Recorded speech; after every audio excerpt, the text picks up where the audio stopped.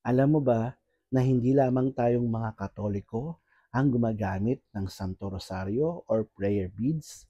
Alam mo ba na may tatlong major Protestant churches na may kanya-kanyang ginagamit ng mga Santo Rosario or prayer beads? Unang-una na dyan, ang Anglican Church. Meron silang Anglican Rosary.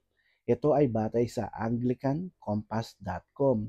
Ginagamit nila ang Anglican Rosary upang makahingi sila ng tulong sa banal na espiritu upang sila ay magabayan sa pag-aaral ng banal na kasulatan. Pangalawa, ang United Methodist Church. Ito naman ay ayon sa umc.com.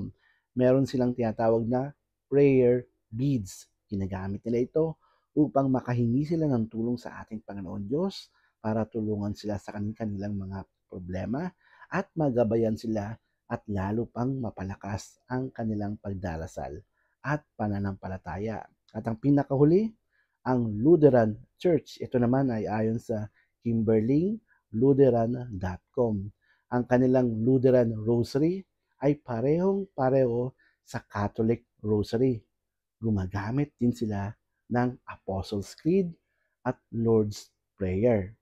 Pero para sa ating mga Katoliko, ang ating Santo Rosario, gaya ng Luminous Rosary na ito, tayo lang naman ang naunang gumamit at nagmahal sa Santo Rosario. Hanggang sa muli, Brother Paul po. God bless.